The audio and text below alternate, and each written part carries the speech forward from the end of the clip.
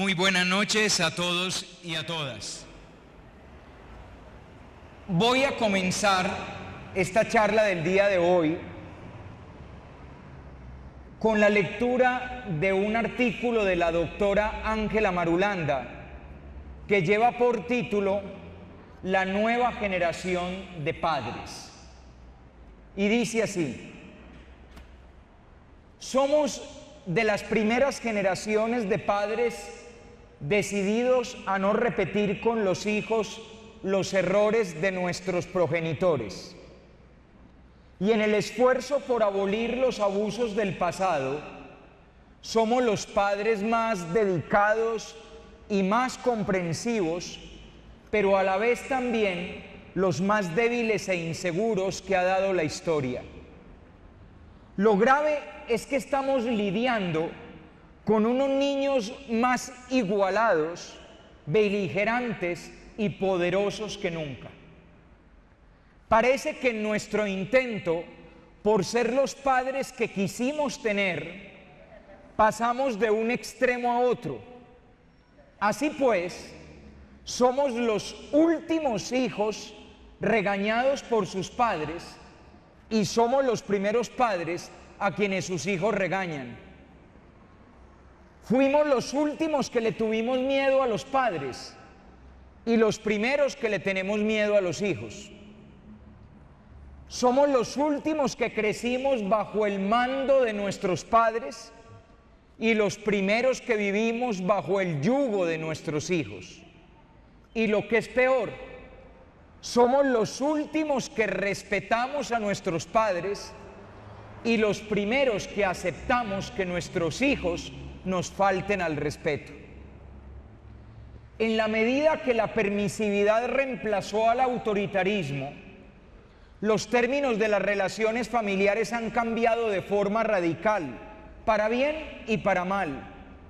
En efecto, antes se consideraba buenos padres aquellos cuyos hijos se comportaban bien y obedecían sus órdenes y los trataban con el debido respeto. Y se creía que buenos hijos eran los niños que eran formales y veneraban a sus padres. Pero en la medida en que las fronteras jerárquicas entre adultos y niños se han ido desvaneciendo, hoy los buenos padres son aquellos a quienes ahora esperan respeto, son aquellos que logran que sus hijos los amen aunque no los respeten.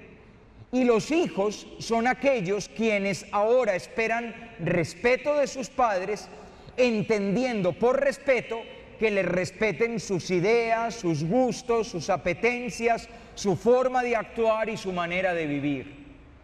Y que además les patrocinen todo eso. Como quien dice, los papeles se invirtieron, los roles se invirtieron, y ahora son los papás quienes tienen que complacer a sus hijos para ganárselos, y no a la inversa, como sucedía en el pasado. Esto explica el esfuerzo que hacen muchos papás y mamás de hoy en día por ser los mejores amigos y parecerles chéveres a sus hijos. Se ha dicho que los extremos se tocan, y si el autoritarismo del pasado llenó a los hijos de temor hacia sus padres, la debilidad del presente los llena de menosprecio al vernos tan débiles y perdidos como ellos. Los hijos necesitan percibir que durante la niñez estamos a la cabeza de sus vidas, como líderes capaces de orientarlos cuando ellos no se pueden contener y de guiarlos mientras no saben para dónde van. Si bien el autoritarismo aplasta, la permisividad ahoga. Solo una actitud firme y respetuosa les permitirá confiar en nuestra idoneidad para gobernar sus vidas mientras sean menores, porque vamos adelante liderándolos y no atrás cargándolos rendidos a su voluntad. Es así como evitaremos que las nuevas generaciones se ahoguen en el descontrol y el hastío en el que se está hundiendo una sociedad que parece ir a la deriva sin parámetros ni destino. Hasta aquí la doctora Ángela Marulanda. Al comienzo de este año, cuando apenas el año iba arrancando, me contactaron los compañeros de la Asociación de Padres de Familia para que, como homenaje a ustedes, padres y madres de familia, como homenaje al colegio en el año en que se cumplen los 450 años del nacimiento de San José de Calasanz, ofreciéramos una conferencia, tuviéramos este momento de meditación y de reflexión común que es una conferencia. Cuando yo les preguntaba a ellos sobre qué tema hablar esta noche, existen muchos temas que pueden ser de interés, ellos me respondían: ¿cuál es la labor de los padres de familia en el siglo XXI? El rol de los padres de familia del siglo XXI. ¿Por qué me hacían esa pregunta? Me hacían esa pregunta por una razón muy sencilla. Porque ¿cuál es el papel de nosotros como padres en este siglo? Es una realidad que está por responder. Si nos fuéramos al pasado, esta pregunta sería innecesaria. Piensen ustedes en su mamá y verán que la mamá de ustedes, sobre todo los que tenemos más de 30 y pucho, 40 y tantos, la mamá de nosotros no necesitaba que le dijeran qué tenía que hacer, ya sabía qué hacer. Y ya sabía qué hacer porque de alguna manera el libreto estaba escrito. ¿Qué tenía que hacer un papá? Un papá tenía que hacer lo que había hecho su papá, procurando no cometer ciertos errores que había cometido su papá. Por ejemplo, el papá había sido infiel. Yo voy a procurar no ser infiel, pero de resto, aquello de trabajar, pagar las cuentas, pagar el colegio, llevar el mercado a la casa, hacerse respetar, tener la autoridad, mostrar la correa en los momentos importantes, se sabía que eso había que hacerlo. La mamá también sabía perfectamente qué había que hacer. Es más, si ustedes recuerdan bien, uno casi que no notaba el cambio de una casa a otra, como que todas las mamás habían ido a la misma universidad, porque no se notaba el cambio. Estoy hablando de nuestra época, no de la de ahora, porque ahora las familias son más distintas y más raras que hasta hay, y hay mamás y papás más raros que un perro a cuadros. Y entonces usted puede salir de una casa donde al niño le enseñan que aquí se respeta y llega a otra donde, entonces, ¿qué parcerito? ¿Bien o qué? Sígase. ¿Y este señor quién es? No, es el papá de fulanito, y el tipo parece que él acabó de fumar bien verde. Pero si ustedes se devuelven 40 años, todas las mamás eran igualitas.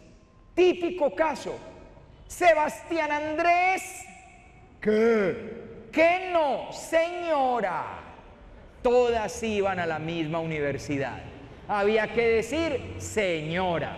Había que llevar las cosas y entregar. ¿Cómo se dice? Me hace el favor. ¿Cómo se dice? Gracias. Mamá, no encontré las tijeras. Si voy y se las encuentro, le pego. Incluso aquella otra que alguno se acordará, no sé si se acordará, si no se acuerda en pecho propio, a lo mejor se acuerda del hermanito menor, de cuando al muchachito le daba como la lloradera sin ganas. Que hoy en día las mamás se vuelven un 8, porque las mamás de hoy son: Lucas, mi amor, ¿qué te pasa? Dime, mi amor, ¿qué te sucede? Cuéntame, confía en mí. Esa es la mamá modelo 2000, que es patética, ¿no? La mamá modelo 2000 es la pobre, no sabe qué hacer. Lucas, pero por favor, mírame, dime qué te pasa. Mamá modelo años 60, si sigue llorando sin ganas, le pego para que llore por algo. Eso era una maravilla, sabían perfectamente qué hacer.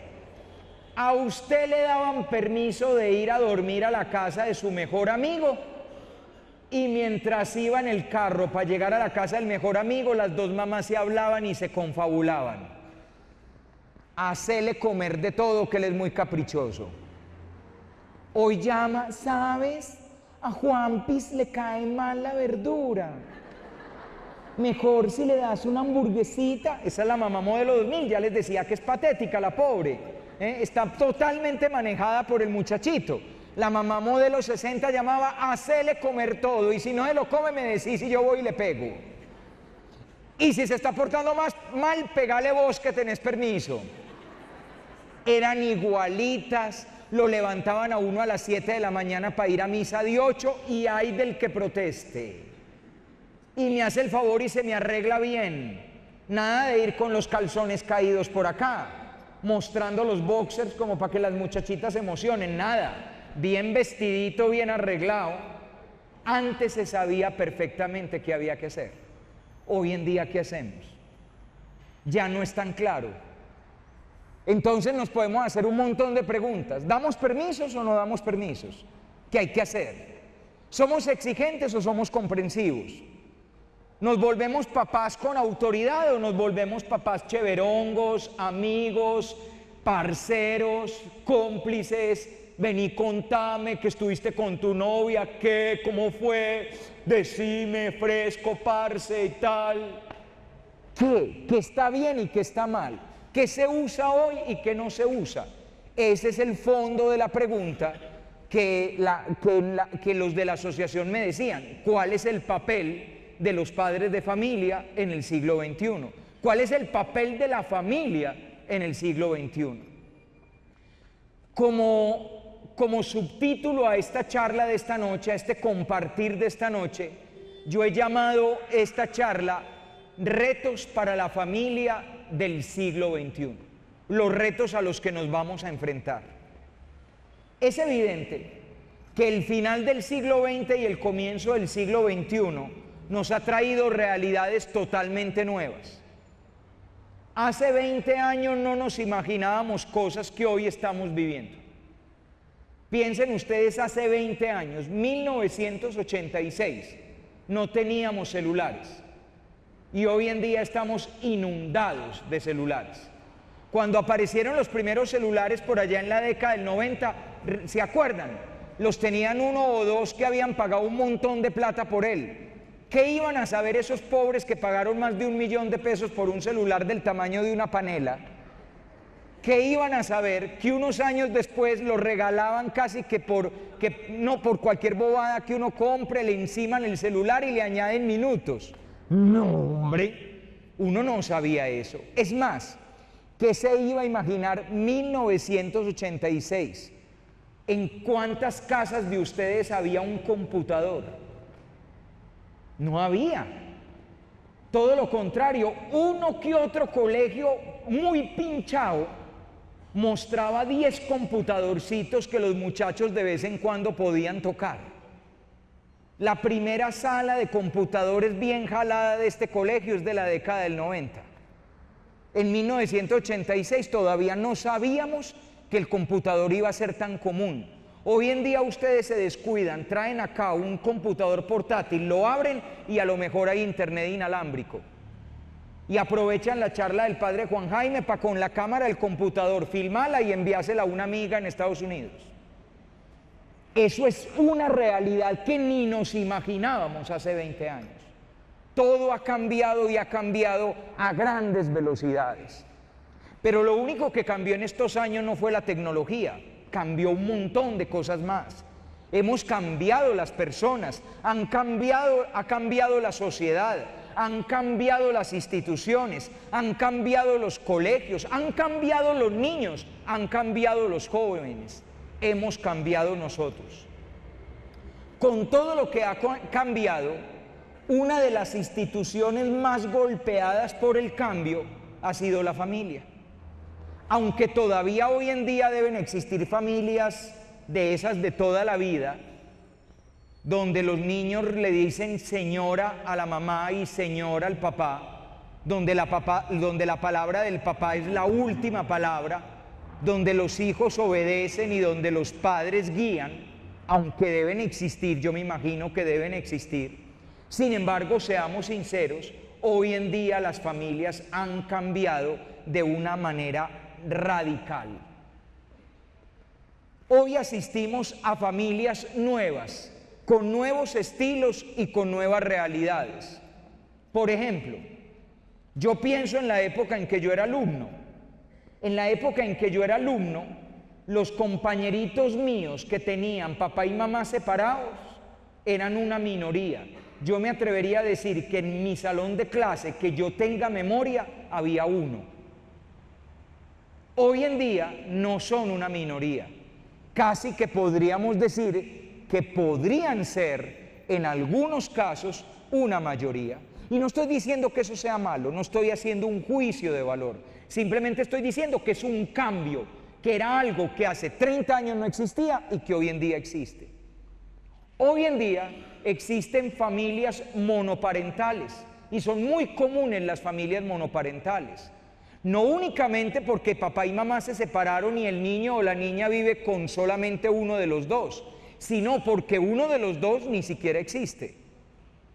Al niño o a la niña le han dado alguna versión de los hechos. Es que su papá se fue cuando usted nació, es que su papá se murió o es que su papá no existe. Pero hay muchos niños hoy en día que solo conocen una parte de sus parientes, una parte de su familia propiamente tal, la parte de la mamá o la parte del papá. Incluso hoy en día hay familias sin papá y sin mamá. Hay niños que viven con la abuela, con los abuelos, tal vez abuelo y abuela, con una tía, e incluso niños que viven con una familia amiga que es muy querida y que como el papá tiene otro matrimonio y la mamá vive en otro país con otro señor, entonces es esta familia amiga la que acogió al peladito. Hay una variedad muy grande hoy en día de familias, pero además de la variedad en la constitución de las familias, es la variedad en el estilo de las familias. Hay familias exigentes y familias permisivas.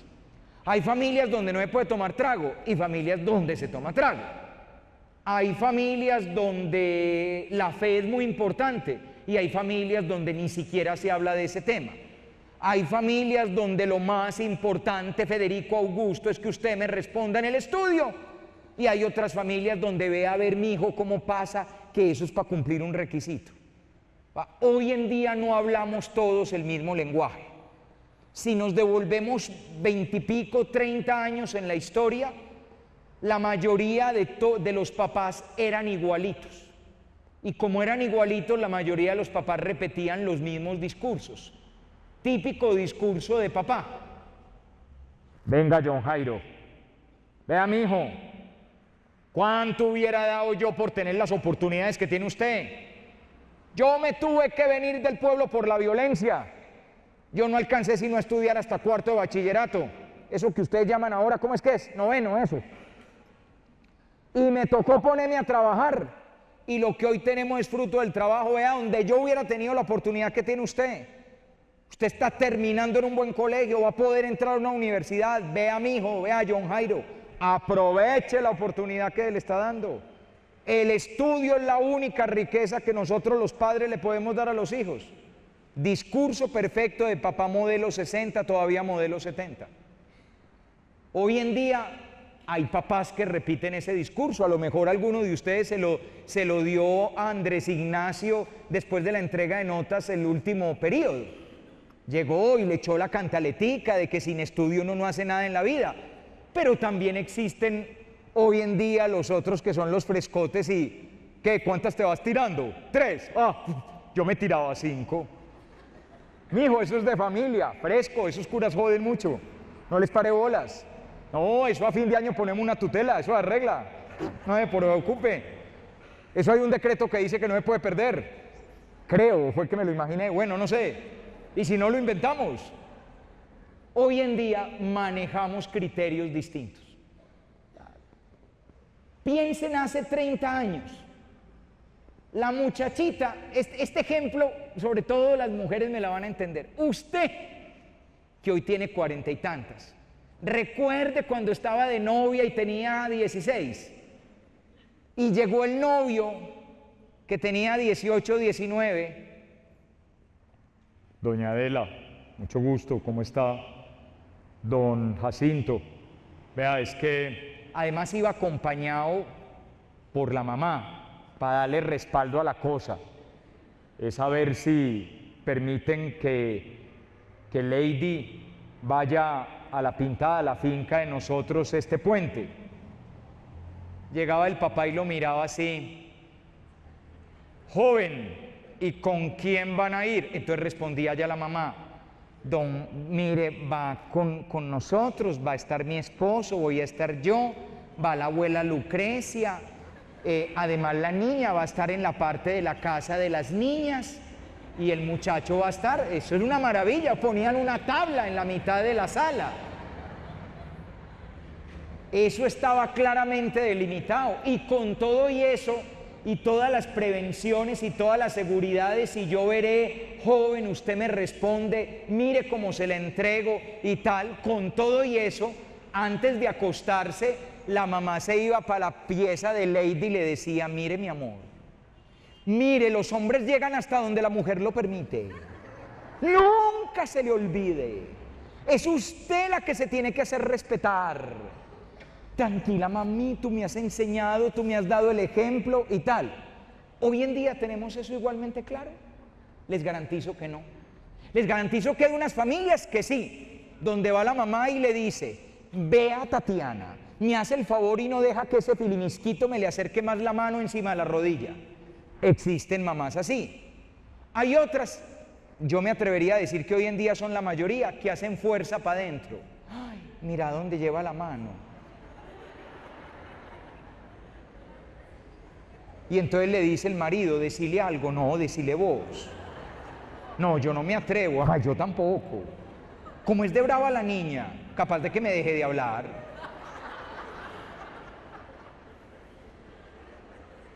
Montones hoy en día, simplemente hacemos fuerza, cerramos los ojos. ¿Para dónde salió la niña? Salió con el novio. ¿Y para dónde iban? Dizque para una discoteca. Y si estarán allá, no sé, yo la llamé al celular y contestó.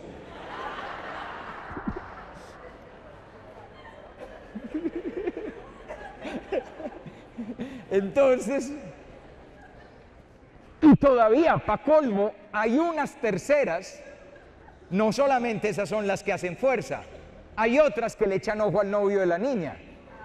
Ave María, muchachas, I'm sorry, existen. Malas noticias, existen. Y que le echaron el ojo al novio y como está de bueno. Mija, si usted no aprovecha es muy boba. Hoy en día vivimos ese desconcierto. Entonces, ¿qué hacer? Con todo ese cambio del perfil de la familia de hoy, entonces, ¿qué hacer? Cuando la mayor parte de nosotros éramos niños, llegamos a vivir a unas familias en las que todo estaba claro. La labor del padre era hacer lo que su padre hizo con ellos. La labor de la madre era hacer lo que su mamá hizo con ellos.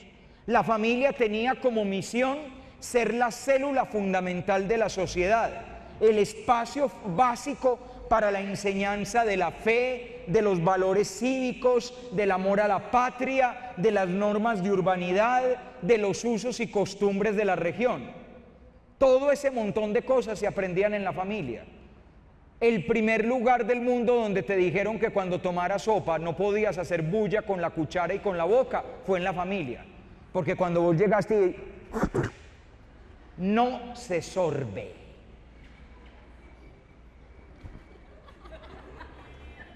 ¿Dónde te enseñaron que no se hablaba con la boca llena? ¿En la casa? ¿O fue pues en grado 11 en clase de urbanidad y cosmética? Hoy en día creemos que es esa la solución. Hoy en día le estamos pidiendo a los colegios que demos las clases que la familia no da.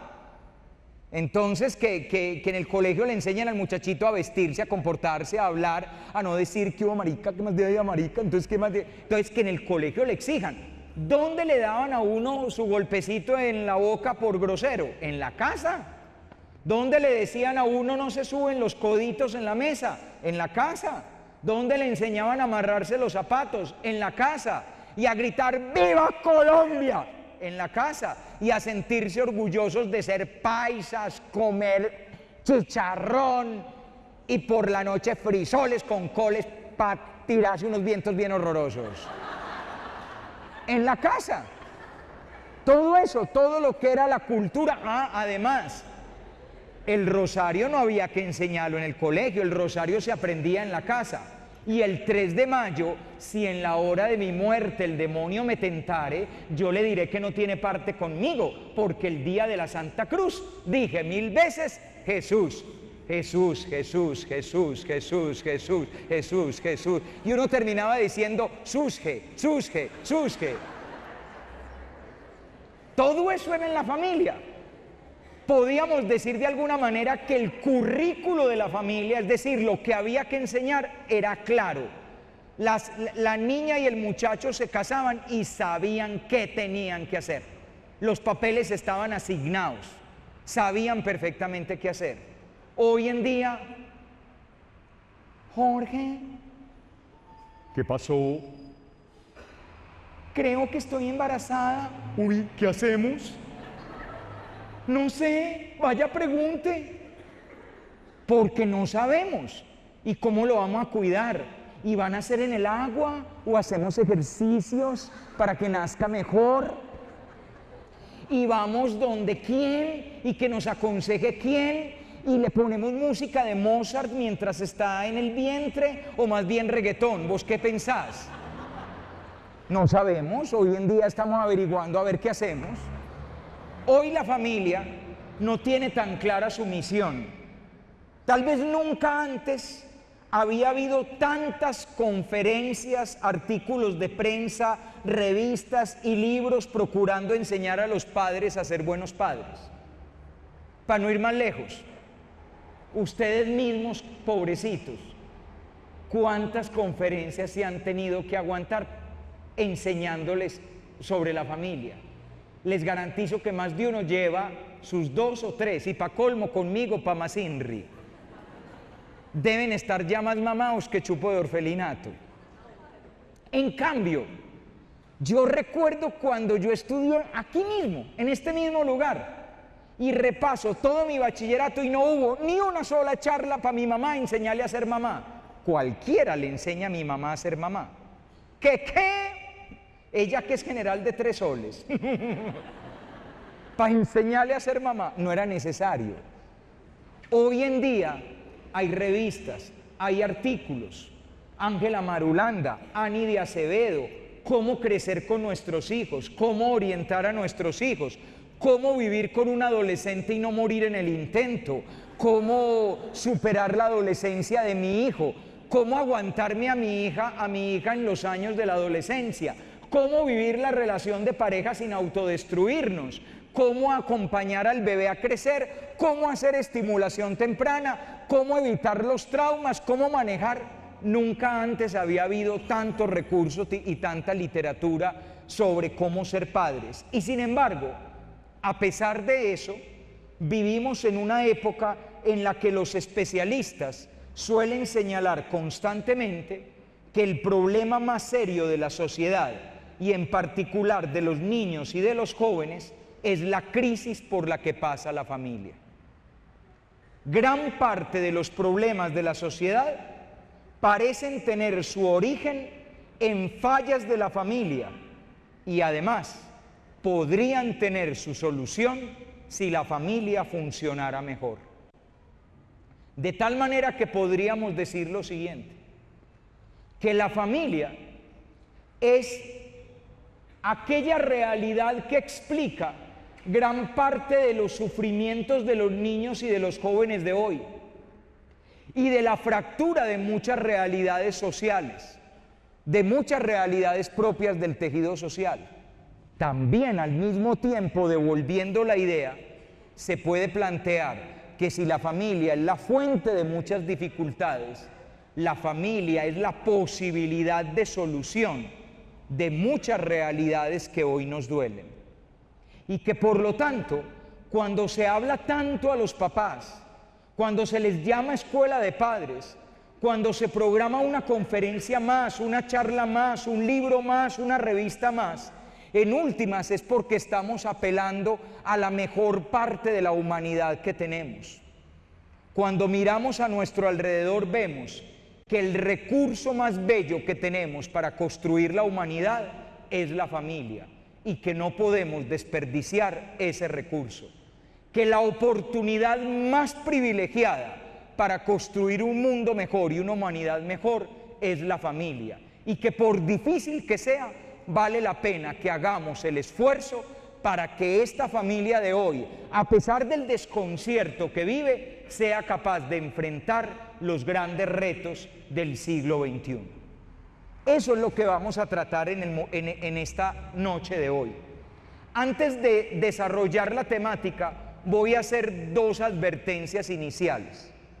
Primera advertencia: no solo hoy en día, sino siempre, a lo largo de toda la historia de la humanidad, la experiencia familiar ha estado a la base de las dificultades de las personas y por ende de la sociedad compuesta por esas personas. ¿Qué quiero decir con eso? Que podemos llegar a decir que el problema hoy en día de los niños suicidas, de los jóvenes con droga, de los jóvenes que consumen alcohol, de las jóvenes embarazadas en su adolescencia, que el problema de eso es que la familia de hoy no funciona y que la familia es la que tiene la culpa de los sufrimientos de la gente. Hombre, la familia es responsable de muchas realidades de dolor en el corazón de la gente, siempre, siempre, a lo largo de toda la historia. Todo ser humano lleva escrito en su corazón los aciertos y los desaciertos de su familia. Todo ser humano. Incluso nosotros, que somos treintones, cuarentones o cincuentones, nosotros que tuvimos de esos papás estrictos, de esas mamás cumplidoras, y que aparentemente comparadas con las familias de hoy, tuvimos una familia bien constituida, hay dificultades que tenemos que son herencia de nuestra vida familiar del ayer. La manera tan dura como me trataba mi papá, la falta de afecto que recibí de mi mamá. ¿Era una gran mamá o era un gran papá? Pero a pesar de ser un gran papá era muy duro, o a pesar de ser una gran mamá era muy poco afectuosa. O las realidades que vivimos al interior de ese seno familiar, de situaciones dolorosas, me marcaron y me dejaron marcado de por vida. No es eso únicamente con los niños modelo 2000, eso ha pasado con los niños de todos los modelos. Al fin de cuentas, cuando la psiquiatría con Freud empieza a darse cuenta de que las reacciones desproporcionadas de las personas tienen su origen en el pasado, en gran medida ese pasado fue el pasado vivido en la familia, sufrido en la familia, padecido en la familia. Primera advertencia, pues, la única que tiene que ver con el futuro de los hijos no es la familia de hoy, es la familia de siempre. Y la familia de todos los tiempos y de todas las épocas, para bien o para mal, ha marcado el corazón de sus hijos. Segunda advertencia: los seres humanos no son simplemente un producto de la vida familiar, lo cual quiere decir que no necesariamente una familia perfecta hace hijos perfectos y no necesariamente una familia imperfecta hace hijos imperfectos. Los seres humanos no somos una cosa contable, medible, calculable, exacta. A los seres humanos nos afectan un montón de variables. La cultura, la sociedad, lo que vemos a través de los medios de comunicación, nuestro propio carácter, nuestra propia manera de ser, la influencia de lo que nos rodean y además de eso, nuestra familia. Eso explica por qué familias maravillosas tienen hijos llenos de crisis. Y eso explica por qué familias en crisis tienen hijos maravillosos. Porque el ser humano no es un simple producto de la familia. Sin embargo, el ser humano sí recibe una gran influencia de su vida familiar. Y aunque una familia perfecta no es la garantía de tener hijos perfectos, una familia perfecta sí es la promesa, el ideal, la posibilidad de que un hijo o una hija tenga mejores oportunidades y mejores realidades que un niño o una niña que tiene una familia llena de conflictos y de crisis. No podemos garantizar la felicidad de nuestros hijos. No podemos garantizar, a pesar de ofrecerles el mejor ambiente familiar, que las vidas de ellos van a ser exitosas, sin dificultades, sin malas decisiones, sin grandes errores, sin realidades que les rompan el corazón en 1000 pedazos. Yo creo que el sueño de todo papá o de toda mamá que quiera a sus hijos es poder tener la garantía de que mi niño o mi niña no van a sufrir, pero ningún papá del mundo puede garantizar eso. Pero una buena vida familiar, aunque no pueda ser la garantía de que mi hijo no sufrirá, sí puede ser una gran oportunidad de que al menos sufra menos, o de que si no sufre menos, tenga las herramientas con las cuales enfrentar el sufrimiento, enfrentar los errores, enfrentar las dificultades y salir adelante, salir avante en su existencia. Así pues, muchas gracias.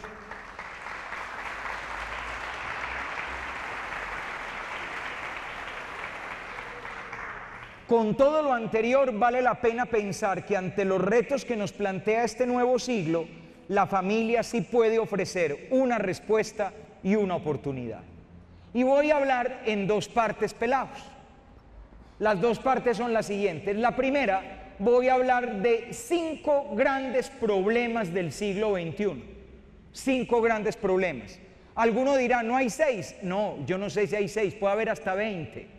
Yo me voy a centrar en 5 grandes que, por el conocimiento que tengo de los niños y de los jóvenes, sé que son de las realidades que a ellos más les golpean. 5 grandísimos problemas del siglo XXI. Y frente a esos 5 grandísimos problemas, 5 grandes oportunidades que tiene la familia.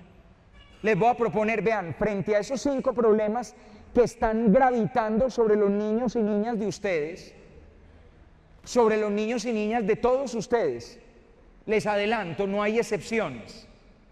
Todos los niños y niñas de hoy son personas en riesgo frente a estos problemas.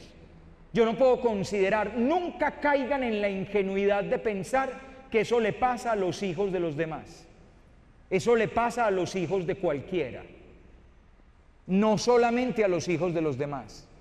Eso pasa incluso a los que tienen una familia aparentemente muy buena. Yo no entiendo por qué Lucas resultó escribiendo una carta que se quería morir y que se quería suicidar. Pero Lucas, mi amor, a vos no te falta nada. Lucas, tu abuela te quiere. Lucas, tu abuelito muere de amor por vos. Lucas, mira a tu papá y a mí. Mira a tu mamá y a mí, nos queremos, nos hemos mantenido siempre unidos. Lucas, mira a tus hermanitos lo que te quieren, el colegio que vos tenés, tus compañeros. Y a lo mejor el pobre Lucas te mira a los ojos y te dice, vos no me entendés, yo no tengo ganas de vivir. ¿Por qué? Porque aunque uno tenga un mundo perfecto, en el mundo de hoy hay muchos niños y muchos adolescentes pensando que no vale la pena vivir. Y eso le puede pasar a mi niño o a mi adolescente. Así tengamos un mundo aparentemente perfecto. Me ha tocado más de una vez en el mundo escolar que uno llama a un papá y una mamá para darles una de las peores noticias que se le puede dar a un papá o una mamá. Decirle que su hijo o su hija está consumiendo droga. Y me llama mucho la atención una cosa, que normalmente la primera reacción es la de negar la cuestión. Parecen políticos. ¿Cómo? Yo nunca fui a Ralito.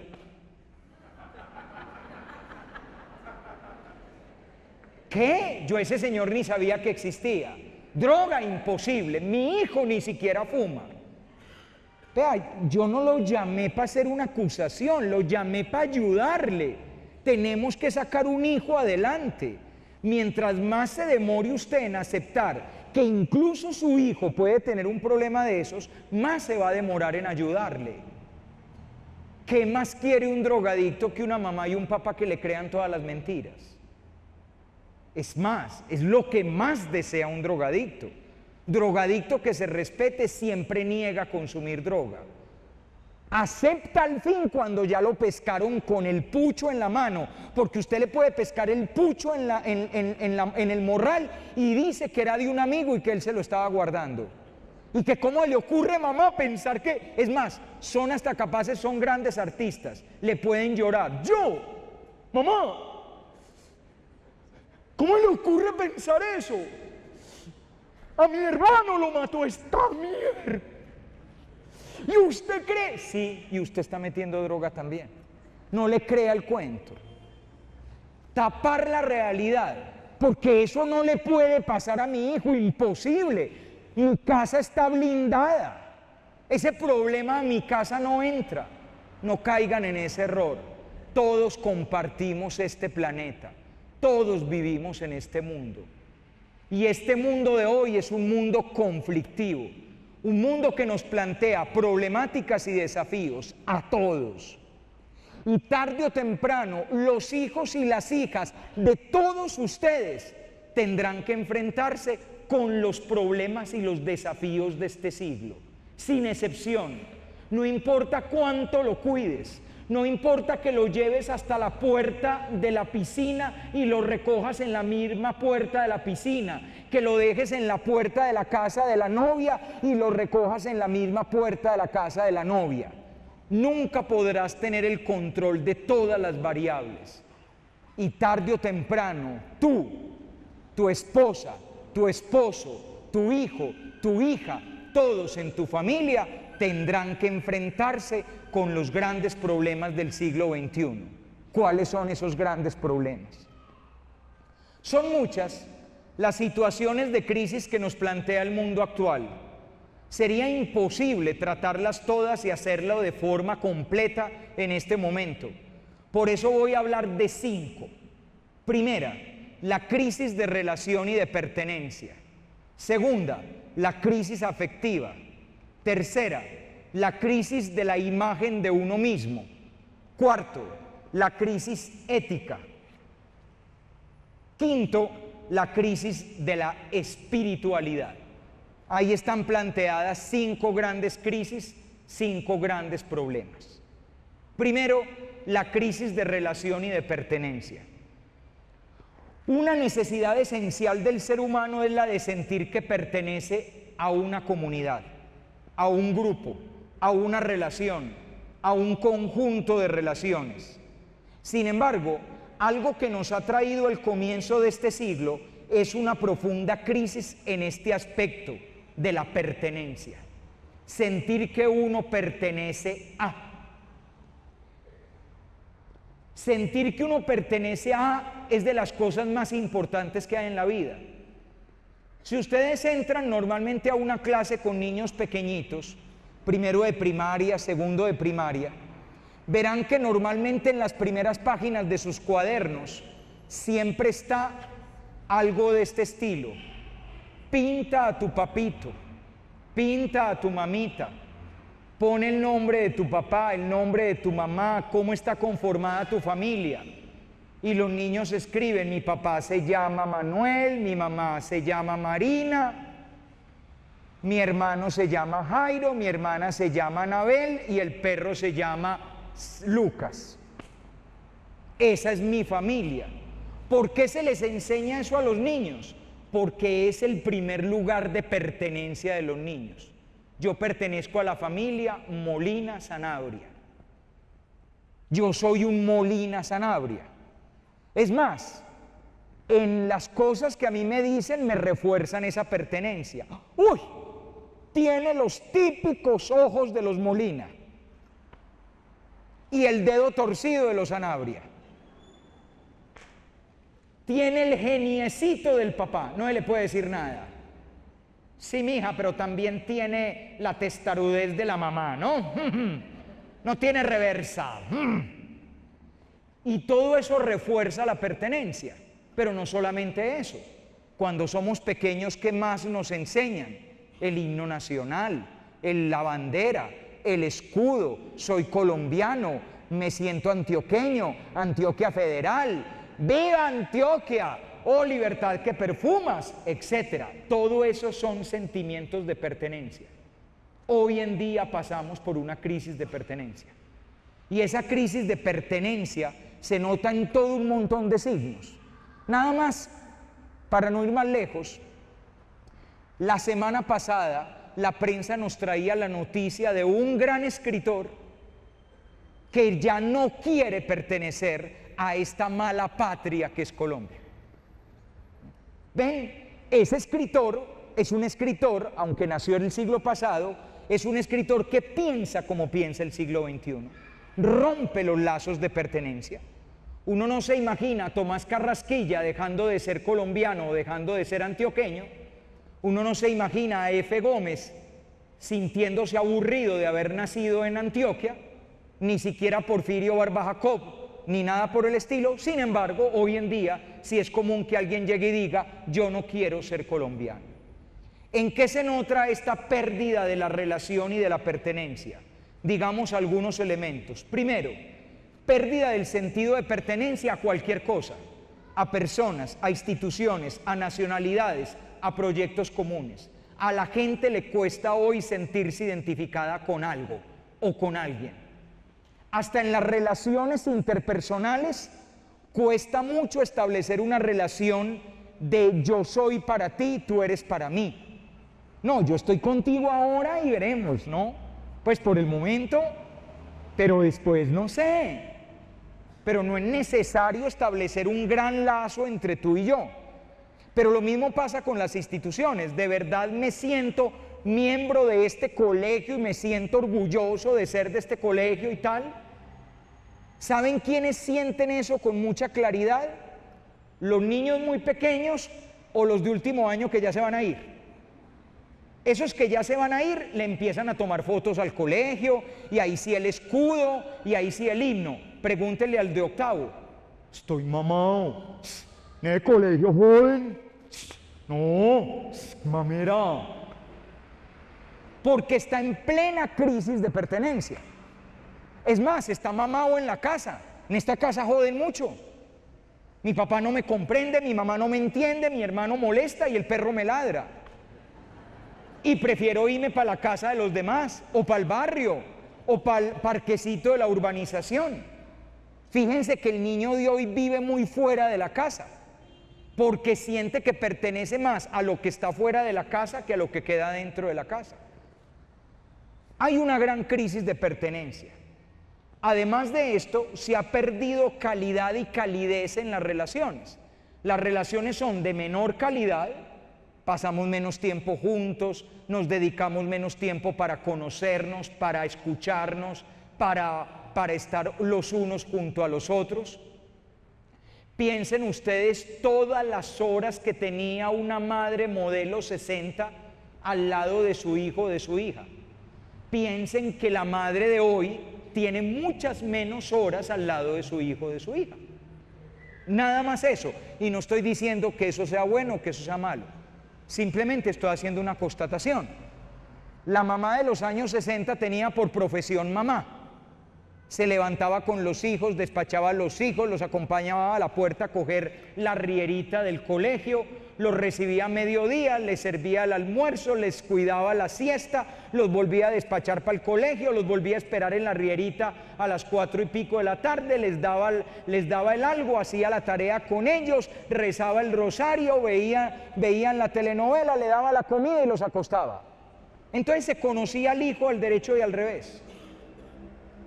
Hoy muchas veces los hijos se ven en ráfagas, en momenticos.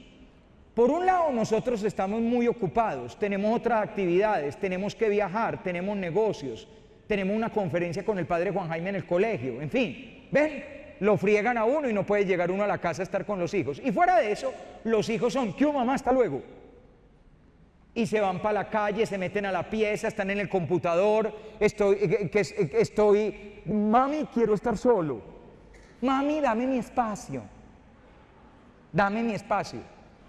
Dígale a usted a la mamá modelo 1968, mami, dame mi espacio. Vea, más bien le doy despacio. Habráse visto esta flechuda que se está pensando en la vida. Entonces, claro, las relaciones tienen menos calidad y tienen menos calidez. Hoy en día se habla de una cosa muy interesante. Se habla de algo que se llama el cool sex, el sexo frío. ¿Qué significa el sexo frío? Es vivir encuentros sexuales sin amor. Incluso ni siquiera es necesario que nos conozcamos. No es necesario que vos sepas que yo me llamo Andrés y que tú te llamas Andrea. No es necesario. Simplemente tú estás querida, yo estoy querido, tenemos sexo y adiós. Vivimos sexo frío. Hay cada vez más dificultad para establecer lazos permanentes. Hagan los cálculos de cuánto duraban los noviazgos de antes. Nos casamos después de 8 años de noviazgo. Ya le iban a dar al muchacho título de maestría en novio. En cambio, hoy en día un noviazgo largo es el que lleva 2 meses. Mami, llevo 2 meses con Andrés, es divino. Apenas llevan 2 meses y les parece que ya eran una eternidad. ¿Por qué? Porque las relaciones duran muy poquito. Hoy estamos con relaciones cortoplacistas. Hay mucho miedo de establecer compromisos. ¿Usted quiere asustar a un hombre modelo 21? Dígale, ¿por qué no le damos a esto seriedad? ¿Sabes qué? Mejor dicho, tomemos un tiempo. Chao, y sale corriendo. Porque son unos gallinas de tiempo completo. Además, tienen vocación de bombril, no se quieren mover de la casa. Hay mucha dificultad del compromiso y además las relaciones son muy superficiales. Conocemos realidades por encimita de las personas, pero no conocemos el interior de las personas. Falta afecto y fraternidad en las relaciones, el trato es más frío, hay mayor distancia entre las personas por ocupaciones, por estrés. La familia de hoy, no siempre, claro está, no la tuya, pero hay muchas familias de hoy donde el beso, el abrazo han quedado rezagados para solamente ciertos momentos del año, el 24 de diciembre a medianoche, el 31 de diciembre en el cambio de año, el día del cumpleaños, el día de la madre, el día del padre y el día del animal humilde, y punto. Pero en el resto de días las relaciones pueden ser muy frías. ¿Qué hay? Adiós. ¿Cómo estás? Bien. ¿Qué hay de comer? Mire a ver. Y muchas veces el gesto tan cálido, tan importante en las relaciones interpersonales, que es sentarnos a comer juntos lo que yo preparé con amor para ti, ese gesto muchas veces las familias ni siquiera tienen tiempo. No es que no quieran hacerlo, es que no tenemos tiempo. Yo muchas veces he dicho que hoy en día las familias hasta están teniendo cada uno su propio mercado. Al papá le guardaron almuerzo y se lo calientan ahí en el microondas. El muchacho llega y se hace un sándwich y se lo come en la pieza navegando en el computador. La niña, como está con unos gordos horribles, por la noche simplemente se toma un batido de proteínas. Y yo por la noche, padre, solo como un poco de fruta y nada más. A veces un café con leche. ¿No? Mercado para cada uno. Pero el problema no es únicamente que cada uno coma algo distinto, es que ya no nos encontramos alrededor de una mesa para decir cómo te quedó de rica la sopa, que es una frase que uno necesita oír.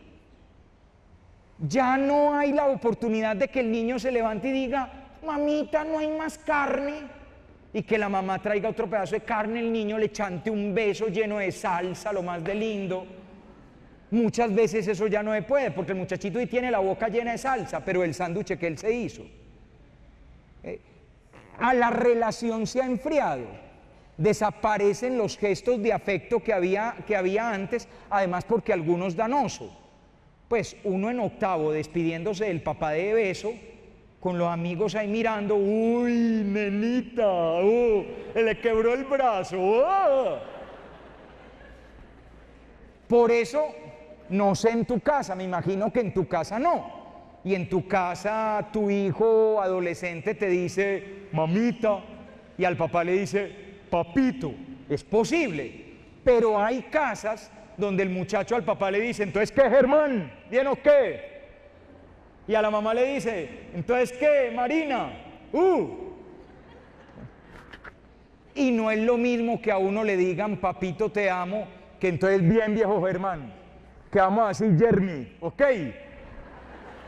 no es lo mismo, muy querido el pelado, muy de la casa, muy aseadito, pero no es lo mismo que decir, papito, te amo, con pico acá y no te cambiaría por nada del mundo. Fuera de eso aparece una realidad nueva, las relaciones virtuales. Hay muchachos hoy en día que su mejor amigo no existe en el mundo real. Su mejor amigo está en el mundo del ciberespacio. Es un amigo que tiene un nombre y con quien se comunica al otro lado del Messenger o al otro lado del chat. ¿Y ese amigo quién es? Tu hijo cree que ese amigo es otro niño, pero podría ser un adulto haciéndose pasar por niño. De hecho, es un problema gravísimo de seguridad que corren los niños y las niñas hoy en día, porque a través de internet usted nunca sabe con quién está hablando. Pero más aún, hay mundos paralelos en internet. Y un niño de hoy, un joven de hoy puede construir un mundo paralelo en internet. Puede entrar a un segundo mundo. En este mundo él es un fracasado, pero en ese mundo virtual puede ser alguien exitoso. En este mundo puede ser hombre y en ese otro mundo a lo mejor es mujer. Y en este mundo es buenito y decente y en ese otro mundo a lo mejor es maloso y delincuente. Es el mundo virtual y esos mundos virtuales están teniendo cada vez más importancia. Y nuestros hijos, no nosotros sabemos que los computadores existen todavía como para escribir una carta. Para la mayoría de nosotros los computadores son máquinas de escribir con pantalla. Pero para los hijos de nosotros, que sí le sacan todo el jugo a los computadores, esos mundos virtuales les plantean todas unas posibilidades. Y de allí surge una necesidad imperiosa de establecer lazos de relación que reemplacen las relaciones perdidas y empobrecidas.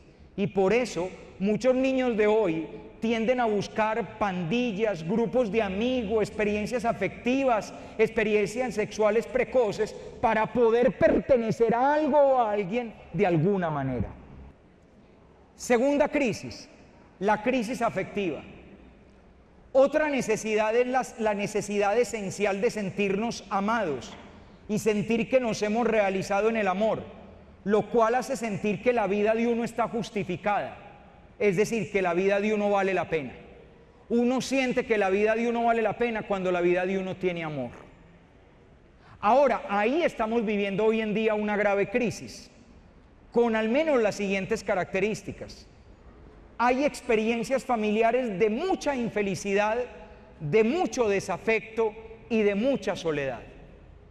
Este domingo pasado, que era el domingo del Día de la Madre, habían abierto los micrófonos de una emisora de cubrimiento nacional para dar los saludos al aire a la mamá. Y estaba llamando gente de todas partes. Yo llamo del sur del país, yo llamo de Miami, yo llamo de Nueva York, yo llamo de España.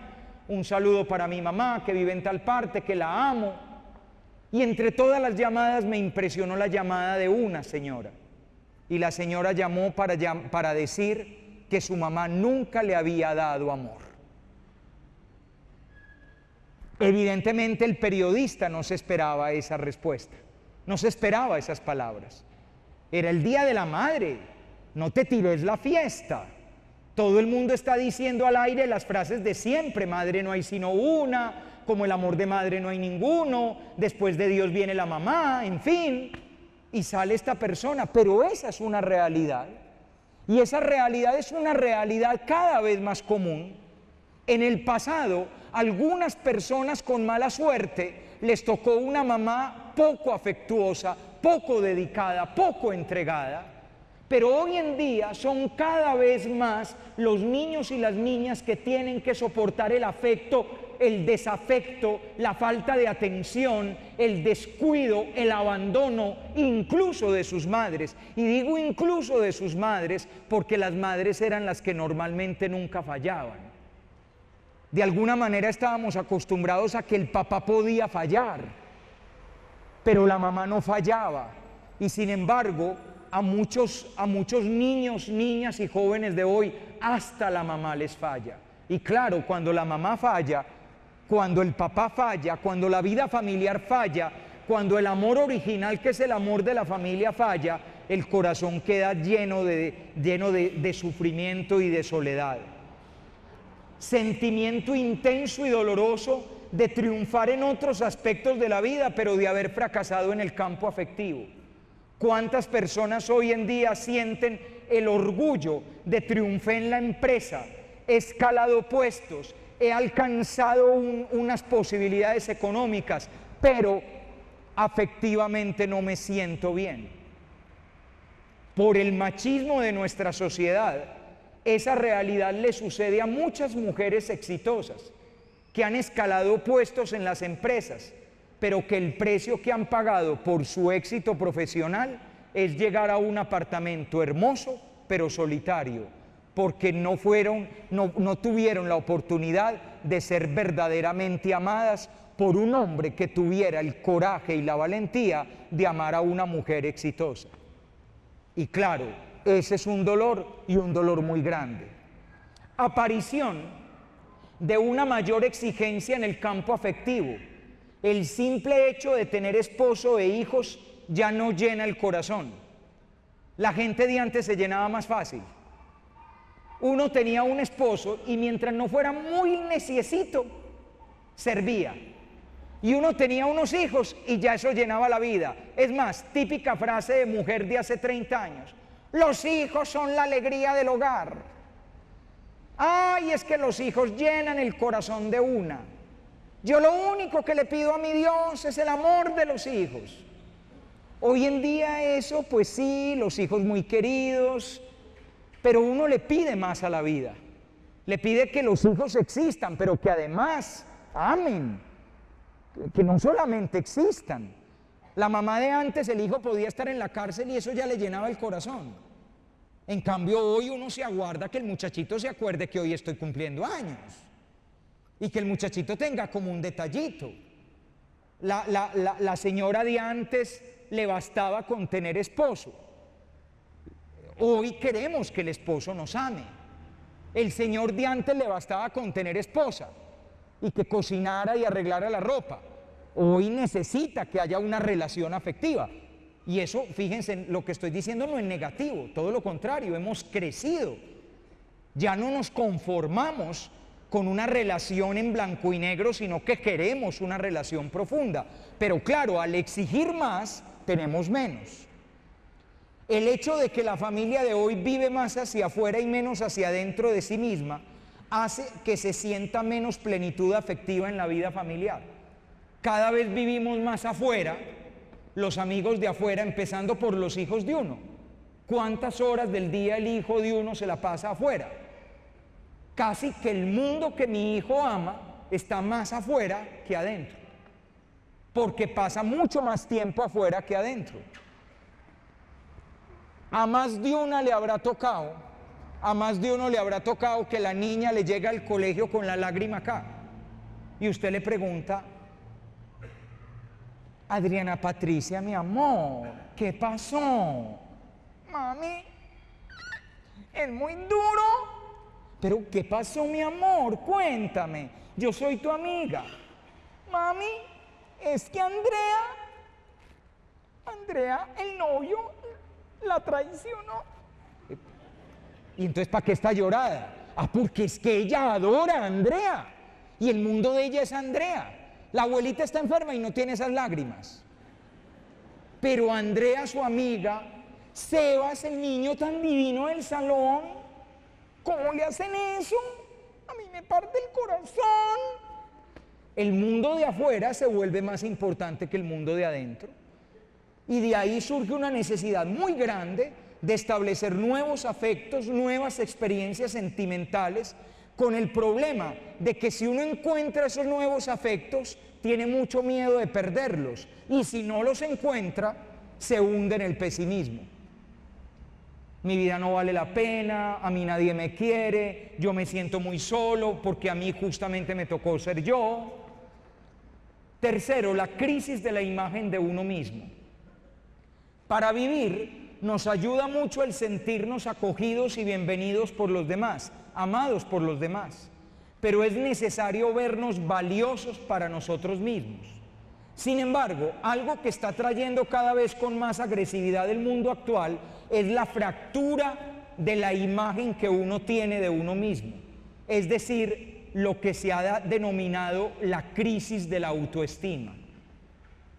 Una sociedad que a través de la publicidad, de los medios de comunicación y de la moda es más exigente en señalar lo que se acepta y lo que no se acepta, lleva a que haya menos autoestima. Los pelados de antes tenían derecho a ser feos, los de ahora no. Las niñas de antes podían ser mofletuditas y tener una que otra llanta. Las de hoy tienen que tener cuerpo perfecto. Como no todos pueden tener cuerpo perfecto, adivinen qué le pasa a la que no tiene cuerpo perfecto o al que no tiene cuerpo perfecto. Se achanta, se acompleja, se siente mal. Mami, me veo como una marrana, estoy horrible. No me gusta mi cuerpo, no me gustan mis piernas, No me gusta mi barba, no me gusta esto, no me gusta lo otro. Si peludo porque muy peludo y si lampiño porque muy lampiño. Además, todos los desafectos sufridos, es decir, las faltas de afecto que uno ha tenido en la vida, llevan a que especialmente en la adolescencia la persona concluya que las cosas que le han pasado en la vida y que no son buenas, lo que llamamos normalmente los cachos que a uno le pasan en la vida, que las cosas que le han pasado en la vida desafortunadas, que el menor afecto que recibió, que el menor cariño que recibí, a la larga es porque me lo merezco, porque yo no merezco ser amado. Y yo no merezco ser amado porque yo no valgo lo que me dicen que valgo, o lo que creen que valgo, o lo que debería valer. Lo hablábamos el año pasado cuando yo hablaba de la autoestima más largo. El gran problema del adolescente promedio, no de todos, pero sí del adolescente promedio, es que cree que no vale, que no tiene valores, que no es bonito, que no es bello, que no es valioso, que no hace falta, que si él se fuera el mundo iba a estar mejor. Todo eso es la crisis de la autoestima. Más aún, los errores de la juventud, que todos cometemos errores en la juventud, claro está.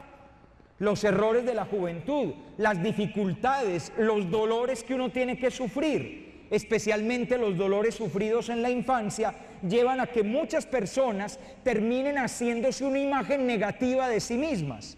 Yo valgo poco o no valgo nada, yo no soy bueno, yo no merezco ser amado, yo no soy digno de respeto, yo soy menos que otros, etc. Y todo eso desencadena al menos dos tipos de reacciones. Por un lado, quien vale poco se comporta como quien vale poco y por ende hace cosas malas. La gente mala no existe. La gente mala es gente buena que hace cosas malas. Me explico. Cuando un pelao de 15 años mete droga, no es porque ese pelao es malo. El pelao de 15 años que mete droga es un niño bueno que cree que es malo y como cree que es malo, se trata como si fuera malo metiendo droga. Es un cortocircuito que sucede aquí en el cerebro y ese cortocircuito no me deja ver mi verdad. Cuando yo me veo a mí misma y veo que soy una zorra, me le entrego a todos los manes del barrio. Cuando yo me veo a mí misma y veo que soy una virgen, me protejo hasta del novio. Por eso el problema no es que la niña sea fácil o no fácil. El problema es si la niña se ve o no se ve valiosa a sí misma. Si me veo valiosa, limpia, pura, inocente, llena de luz, me protejo. Si me veo malaclasuda o lo que sea, no me protejo y me dejo maltratar o utilizar por los demás. Y unido a esto, quien vale poco, por lo tanto, se trata a sí mismo como quien vale poco y por ende no se respeta a sí mismo, no se protege del daño que le pueden hacer los demás. Cuarto, la crisis ética.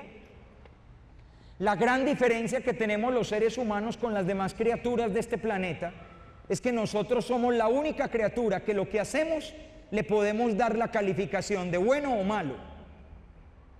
Cuando un tigre ataca a una cebra para comérsela, ¿está haciendo algo malo?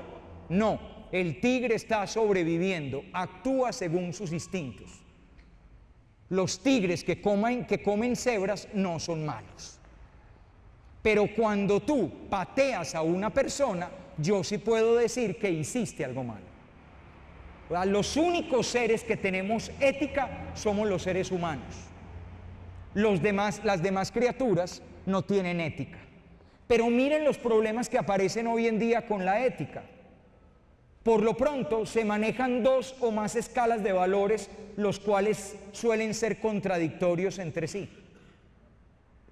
Si nos devolvemos unos años en nuestra historia, aparentemente todos teníamos la misma ética. A los adultos se les respeta, a Dios se les reverencia, a cada señor todo honor. Eran toda una serie de normas que todos respetábamos. Se entraba a la iglesia y se quitaba uno el sombrero, la cachucha, lo que llevara, y la mujer se ponía el velo. Todos lo hacían, nadie decía a mí no me parece o a mí no me gusta. Pero hoy estamos en una época distinta. Si yo no le veo problema tener una cachucha puesta, yo me quedo con la cachucha puesta. Y ustedes verán en una reunión importantísima al man que no me quitó el sombrero. ¿Por qué? Porque le gusta el sombrero y yo no me lo voy a quitar. Y está el que dice don Emilio, don Arnoldo, don tal, y está el que dice Emilio, Arnoldo y tal. Y se le olvidó el que a cada señor todo honor. Hoy manejamos criterios éticos distintos. Para unos es muy importante amar a Dios y para otros eso no tiene ninguna importancia. Eso es más como una superstición y una cosa que ya está superada. Para unos hay que respetar a los adultos y para otros hay que respetar a todo el mundo. También a los adultos, pero tampoco tanto. Es más, que lo respeten a uno que es chiquito. No nos ponemos de acuerdo porque manejamos escalas de valores distintos. Miren, esto es tan serio que podemos llegar a lo siguiente. A partir de ahí aparece un gran desconcierto en las personas, sobre todo en los niños y en los jóvenes, pues no comprenden cómo consideramos inadecuado e inconveniente lo que en otras circunstancias consideramos legítimo y adecuado. Por ejemplo, hablamos de prevenir el consumo de drogas. Cada vez que aparece el problema de las drogas se habla, en los colegios debe haber planes de prevención del consumo de drogas. Pero la misma sociedad que habla de la prevención del consumo de drogas aprueba el porte de la dosis personal de droga. Al fin, ¿qué? ¿La droga es mala o es buena? Una sociedad que dice que uno puede llevar su dosis personal te está diciendo que la droga es buena. Una sociedad que dice que hay que prevenir y denle clase a los niños y adviértanles, está diciendo que la droga es mala. ¿A quién le creemos? Una sociedad que dice que un problema gravísimo es que las adolescentes queden embarazadas. ¿Y dónde está la educación sexual? Pero es la misma sociedad que hasta las llantas las anuncia con una vieja en bikini. Al fin, ¿qué piensa esta sociedad? El sexo vende, el sexo excita, el sexo emociona.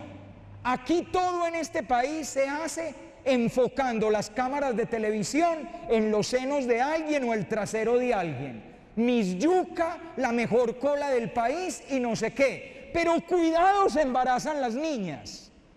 ¿Eso con qué se come? Cuidado con el consumo de alcohol porque los adolescentes están tomando mucho alcohol. Pero todo héroe al final del día merece su recompensa de tomarse una pilsen. A ver, aclarémonos. Si el alcohol es para los héroes, ¿por qué un niño no se puede tomar el alcohol? ¿O es que tiene que esperar a tener 18 años para graduarse de héroe? Ven que damos mensajes contradictorios. Mi hijo, lo más importante en la vida es la honestidad. ¿Cuánto vale esa película pirata de Spider-Man 3? Démela aquí, listo. Al fin, ¿qué? ¿Ser honesto o comprar piratería?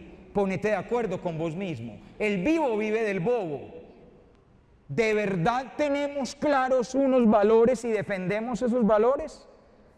Las instituciones que tradicionalmente enseñaron la ética o han tenido que enfrentar el descrédito, por ejemplo la iglesia. Hace 30 años la iglesia hablaba y era verdad. 30 años después la iglesia habla y eso quién sabe, ese cura a lo mejor. Los curas, no, yo no creo en los curas, ese de tener hasta moza, hijos, o quién sabe, cosas peores. O han tenido que enfrentar el descrédito o no saben muchas veces qué enseñar. La otra institución son los colegios. Se espera que los colegios enseñen la ética, pero ¿cuál de todas? Es más, a los colegios muchas veces nos pasa una cosa, nos tomamos la ética en serio y terminamos regañados. Vea, señor, le vamos a sancionar su hijo porque hizo copia en el examen. Y se pone el señor furioso porque para él eso no es un problema. No es un problema que su hijo sea un copialinero, un pastelero. Porque resulta que en la ética de ese señor, la trampa es legítima siempre y cuando a uno no lo pesquen. Todo esto desemboca en la práctica en que cada quien se está fabricando su propia ética, considerando bueno lo que le gusta y malo lo que no le gusta. Y con esto se pierden dos cosas. Por un lado, el sentido social de la ética. La ética no es solamente para mí, es para nosotros, es para que podamos convivir sin mordernos y destruirnos los unos a los otros. Y segundo, se pierde el sentido de sacrificio de la ética. La ética implica que yo tengo que sacrificar gustos que tengo por el bien de los demás. A lo mejor a mí en este momento me encantaría estar en una hamaca con chanclas, dos viejas que me echaran vientecito y una piña colada. Pero por responsabilidad tengo que estar donde tengo que estar dando una conferencia y hablando más que un perdido cuando lo encuentran. Y eso se llama ética. Si yo hiciera lo que me sale de los intestinos, a lo mejor aquí hubiera venido el padre Valentín y hubiera dicho: el padre Juan Jaime se ha disculpado, se le ha presentado un inconveniente, a cambio de eso les vamos a pasar el video de cuando él estaba gordo sobre el perdón.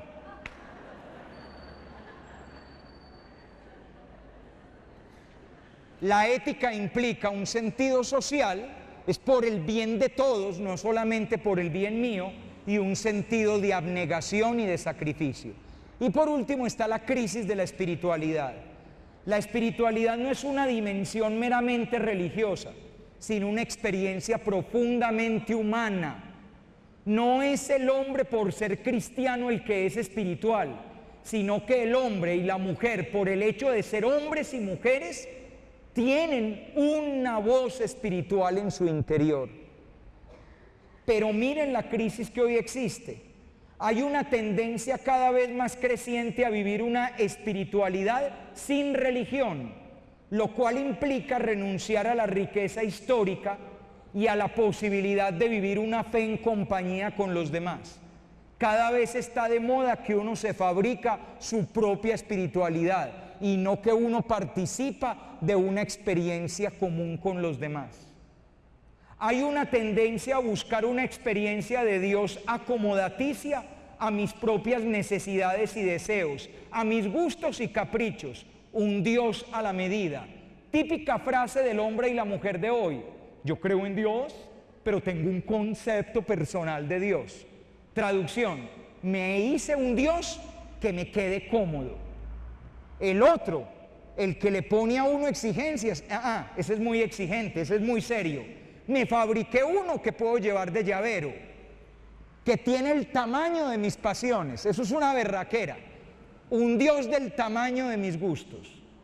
Tercero, una tendencia a buscar una espiritualidad tranquilizadora, aplacadora, que quite el sufrimiento, que haga más fácil la vida, más llevadera, más diazepam, más Valium, el opio del pueblo que decía Carlos Marx. Es para no sentir el dolor.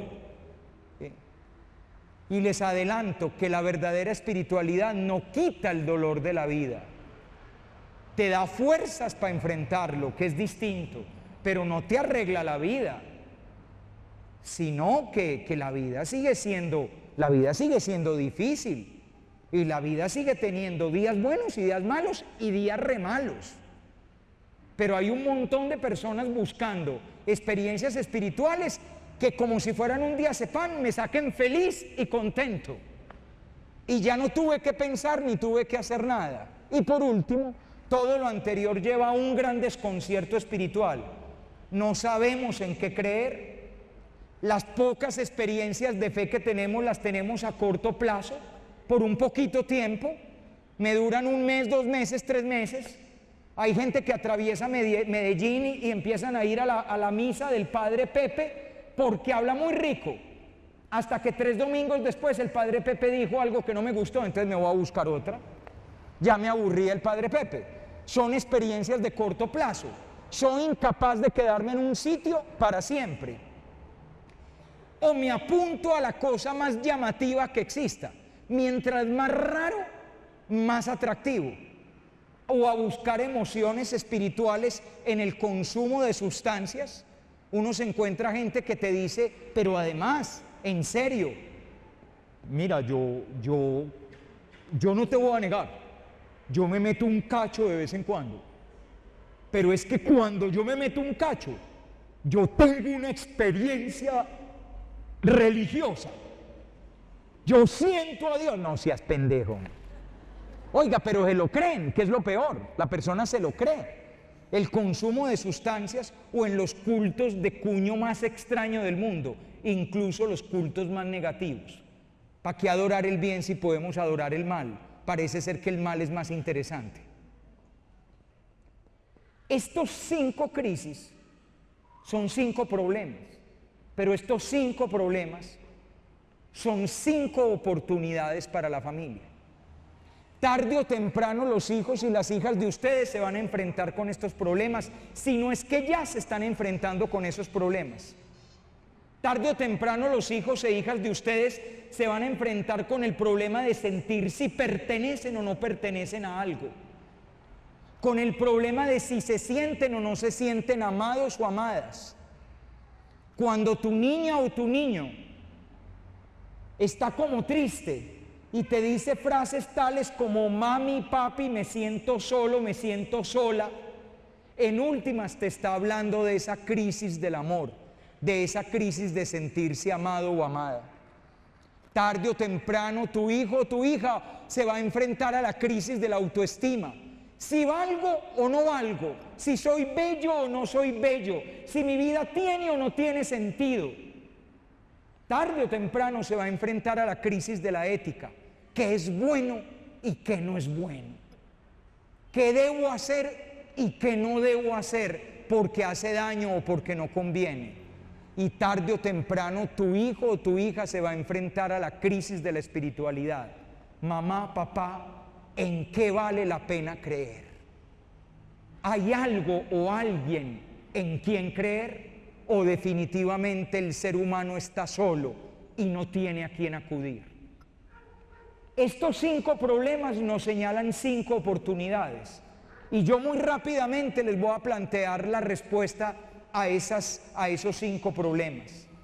La crisis no necesariamente es una experiencia negativa. 5 oportunidades para la familia del siglo XXI. La crisis nos señala también oportunidades de cambio, oportunidades de mejora, de transformación. Las 5 grandes crisis planteadas nos plantean 5 oportunidades. Primera oportunidad, la familia como lugar para establecer relaciones de calidad. Es necesario que la familia se afiance en la vida de los niños y jóvenes como su primer lugar de pertenencia y de relación. En ese sentido, la familia puede ofrecer como mínimo lo siguiente: una experiencia del rol de padre y del rol de hombre en cuanto hombre. El hecho de pertenecer a una familia a mí me enseña varias cosas. Una cosa que me enseña a ser papá. Y otra cosa que me enseña a ser varón. Una experiencia del rol de madre y del papel de la mujer. La familia me enseña a ser mamá y me enseña a ser mujer. Una experiencia de convivencia con iguales, que es la relación con los hermanos. La familia me enseña a vivir con papá y con mamá, pero me enseña a vivir con otros que tienen la misma categoría que yo, que son mis hermanos y mis hermanas. Una experiencia de pertenecer a algo y de no dejar jamás de pertenecer a ese algo. La familia tiene una ventaja sobre todas las demás experiencias de pertenencia, y es que una familia es un grupo, es una gallada, que uno no se tiene que ganar el entrar a la gallada y que uno no tiene riesgo de que lo echen de la gallada. Esa es una ventaja de la familia, al menos de una buena familia. El pelado hace muchos sacrificios para que lo reciban en el grupo de amigos. Algunos hasta tienen que demostrar que pueden tomar una botella a fondo blanco. En cambio, no hay que hacer ningún esfuerzo para pertenecer al grupo de mi familia. En cualquier momento la novia me puede mandar para los infiernos. El novio me puede mandar a donde fue el sombrero el día del aire. Y los amigos me pueden decir, abrite del parche. Pero se supone que mi familia es el amor que yo no puedo perder, ni siquiera cuando me porto mal. Es más, llega uno con el año perdido, la mamá lo mira a uno, el papá lo mira a uno, y después de eso ve a Francisco Alberto. A ver, mi hijo, ya le dijo mi hijo, la relación se mantiene, esta relación no se corta. Después del regaño va a venir que lo van a seguir queriendo, porque al fin de cuentas la familia es el lugar donde después del susto viene el gusto de que me siguen queriendo. Y eso es algo muy propio de la familia. Y una experiencia, además, de establecer relaciones que implican aceptar la diferencia, porque en la familia todos somos diferentes. Está el que le gusta el reggaetón y el que le gusta la música clásica. Y hay que dejarle oportunidad al uno y oportunidad al otro. Está el que le gusta la telenovela de RCN y la telenovela de Caracol. Y el que no le gustan las telenovelas. Una experiencia de aceptar la diferencia, de tolerancia, de aprender a entregarse uno mismo a los demás, de aprender a renunciar. Yo quería la pega del arroz, pero mi hermano llegó con mucha hambre, entonces se la dejé a él. Y ahí es donde uno toma las primeras clases de renuncia. Las primeras clases de superar mis intereses mezquinos para pensar en el bien de los demás. Con toda la ilusión con la que mi papá planeó la ida para la finca este fin de semana, yo que iba a salir con mi novia. Pero con una mirada que me hizo mi mamá entendí que este fin de semana no salgo con mi novia porque hay que acompañar a mi papá, que está lleno de ilusión de ir a la finca a ordeñar 4 vacas, de las cuales dan leche 3, mejor 2 porque las otras son estíticas. Primera oportunidad, crear relaciones. Los niños de hoy necesitan relaciones, las están buscando afuera, y las verdaderas relaciones están adentro. Si ellos supieran que la posibilidad de una buena relación está en la casa, muchachos, fabriquemos relaciones de calidad. Segundo, la familia como lugar para amar, ser amado y aprender a amar. La familia es el lugar del primer amor, del amor fundamento, del amor base de todos los demás amores. Es más, la imagen que el peladito tiene en la cabeza de cómo es el amor que aprendió en la casa. Bueno, el 50%, el otro 50% es el que ha visto en la televisión. Porque los niños imitan modelos. imitan el modelo de la telenovela, por eso son tan dramáticos. Y por eso las niñas son, ¿sabes qué? Me duele. Eso es telenovela pura. Usted lo graba y eso es horario AAA. Una maravilla. Porque hemos aprendido a amar viendo telenovelas, pero también aprendemos a amar viendo a mi papá amar, viendo a mi mamá amar, viendo a mis abuelos, viendo a mis tíos, viendo a mis hermanos y a mí. La familia puede ser una gran escuela de amor. Como mínimo, hay que tener presente lo siguiente para que sea una buena escuela de amor: que la familia ofrezca una experiencia de amor gratuito, de un amor que uno recibe por ser quien es, no en virtud de que me lo gané o de que lo conquisté, sino que me lo dieron gratis. El amor de la familia, en teoría, debe ser un amor gratis. Yo no te amo porque ganes el año, yo te amo porque tú eres tú. Y ojalá ganes el año, que es distinto. Pero aunque no ganaras el año, como me decía una vez una mamá: padre, ¿y qué hago con mi muchacho que me perdió noveno? Y yo le dije: llegue a la casa, se lo come de un regaño, le dice por dónde sale el sol y por dónde se oculta, y después de eso lo abraza, lo coge a picos y le dice que lo va a amar el resto de la vida, aunque 1000 veces pierda noveno. Porque las dos cosas son necesarias. Es necesaria la exigencia, pero es necesario que haya al menos un lugar en el mundo donde me aman gratis. La novia, por más que me ame, no me ama gratis. Me ama a cambio de que yo también la ame. Tanto que si yo le fallo, me deja de amar. Los amigos no me aman gratis. Si yo me porto mal, me dejan de amar. El único lugar donde a uno lo aman gratis es la casa. Obviamente, si en la casa fabricamos ese tipo de amor. Segundo, un lugar para aprender realidades tan fundamentales y tan difíciles del amor como: 1, aceptar a los demás así como son. El lugar privilegiado para aprender a aceptar a los demás así como son es la casa, porque en la casa es el lugar donde la gente es más rara. Porque normalmente afuera en la calle uno se cuida más y uno va mejor disfrazadito, uno tiene mejor apariencia afuera. En cambio en la casa es donde uno sale con esa sudadera vomitada que tiene, con un roto aquí en la nalga y con esas chanclas que ya tienen dañado la pita y tal, y uno sale con eso, con la uña de la gran bestia allá afuera, tal. En la casa es el primer lugar donde uno aprende a aceptar a los demás como son, con su genio, con su manera de ser. Vea, mi hijo, usted sabe cómo es su hermano, no le haga caso. Y es toda una lección de vida. El resto de la vida, si uno quiere acertar en el amor, tiene que aprender a aceptar a las personas como son, porque las personas no son a gusto del consumidor. Otra cosa que uno aprende en la familia: perdonar las fallas de los demás. La escuela del perdón es la familia.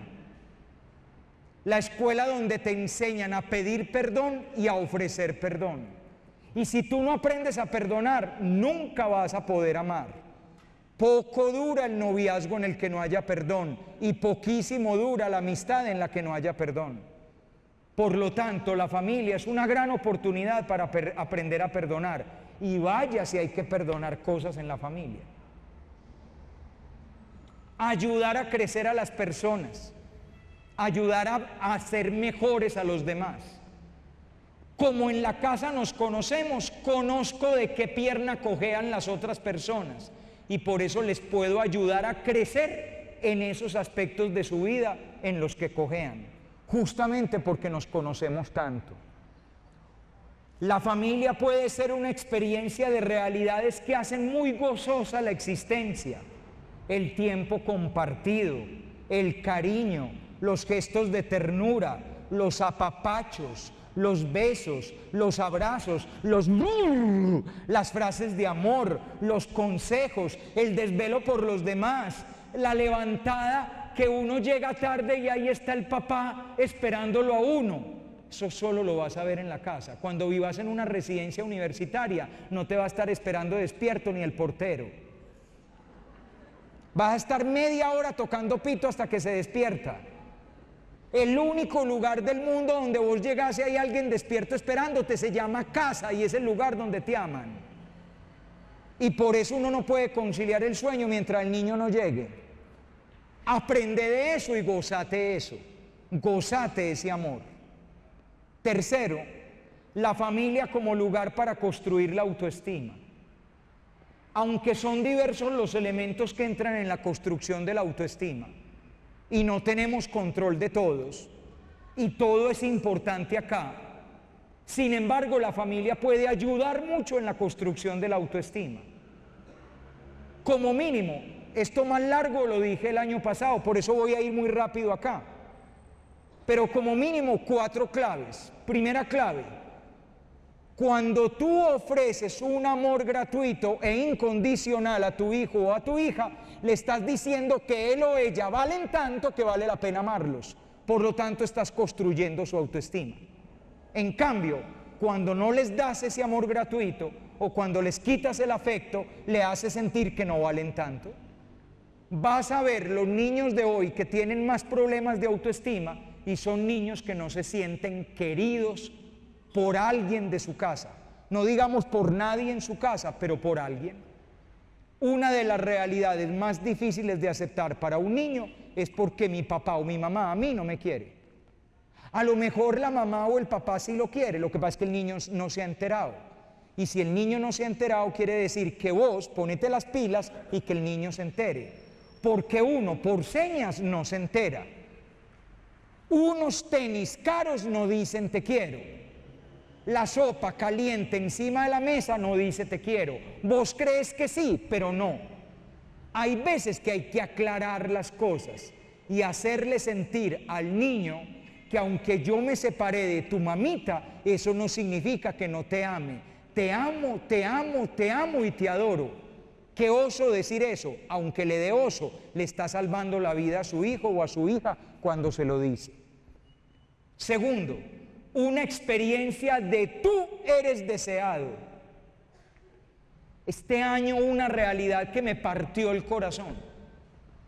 En la semana anterior a la Semana Santa, me pegué una sentada de confesiones en el colegio, la cosa más impresionante. Estuve con otro padre a lo largo de 5 días y estuvimos confesando a los niños y niñas de 5º, 6º, 7º, 8º, 9º. Se confesaron un montón y dicen que los niños de ahora es que no tienen fe. Se confesaron un montón. Pero de las realidades que más me dolieron fueron el número muy grande de niñas, sobre todo de niñas, que no se sentían amadas. Que incluso su misma mamá les ha dicho que el peor error que yo cometí en mi vida fue usted porque por culpa suya me tuve que casar. Eso destruye la autoestima de una niña.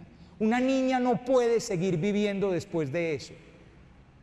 Yo quedé tan en shock después de eso, ¿por qué? Porque lo que yo veo es que esas niñas que hoy están en 6º o en 7º, en 1, en 2 o en 3 años están intentando suicidio. Y la gente va a creer que están intentando suicidio porque es que perdieron 3 materias. No, porque les dijeron, tú no vales y tú no eres deseada. Fíjense en las palabras que decimos en la casa. A veces decimos, en un momento de rabia, decimos bobadas. En un momento de rabia le decimos al niño o a la niña frases muy duras. Y los niños y las niñas entienden las frases a pie de letra. Ellos no captan que tú estás enfadado y que por eso dijiste esa frase tan dura. Es que yo ya no sé qué hacer con usted, me está desesperando. Un niño esa frase la oye a pie de letra y saca la conclusión de que él hace sufrir a su mamita o a su papito por el solo hecho de existir. Hay que decirle a mi hijo o a mi hija que es deseado, así como es, que me lo soñé como es, que nunca me he sentido decepcionado. una de las cruces más grandes en la vida del adolescente promedio es que cree que decepciona a sus padres. Tercero, una experiencia de tú eres valioso. Díganle a sus hijos qué valores tienen, refléjenselos, porque no lo saben, lo tienen que aprender. Y solo lo pueden aprender de personas que los conozcan y los amen. Tú sirves para esto, tú esto lo haces bien, tú eres un niño muy sincero, tú eres un niño muy honesto, tú eres un niño muy dulce, tú eres una niña muy franca, muy honesta, de una sola pieza, tú eres una gran amiga. En las familias cometemos el error de que somos mejores para enrostrar defectos que para enrostrar valores. Es que usted es una desordenada, usted es un perezoso, es que usted no hace nada bien, es que nos fascina tirarle en la cara a los demás los defectos, pero no somos igual de buenos para poner en la cara los valores. Y obviamente si yo me voy convenciendo que estoy lleno de defectos, pues a la larga voy perdiendo el aprecio por mí mismo, porque al fin de cuentas soy una persona que está mal hecha. Y por último, una experiencia de tú mereces ser amado y eres capaz de dar amor. Sobre todo en la adolescencia uno llega a pensar que es que los papás lo quieren a uno por dos razones. Primero, porque pobrecitos no tienen más remedio, soy el hijo de ellos, entonces les toca quererme. Y segundo, porque no tienen todos los datos, porque si supieran todo lo que yo he hecho, tal vez no me querrían. Háganle saber a su hijo o a su hija que aunque cometa errores, que aunque no sea perfecta, que aunque no sea perfecto, que aunque no todo en su vida sea maravilloso, merece ser amado, merece ser amada y es capaz de dar amor, de dar mucho amor.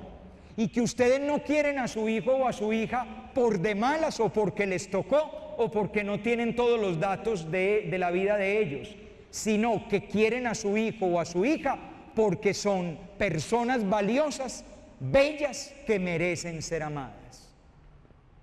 Cuarto, la familia como escuela de ética. Si bien la familia no puede resolver todo el problema ético que tiene el mundo de hoy, y ese es un problema más social que familiar, algún día la sociedad se va a tener que preguntar en qué escala de valores va a creer. ¿Vamos a creer en la paz o vamos a creer en la violencia? Porque aquí manejamos las dos escalas de valores y las manejamos todo el tiempo. Somos un país que pinta palomitas de paz, pero que nos parece muy bien que a esos manes les echen chumbimba.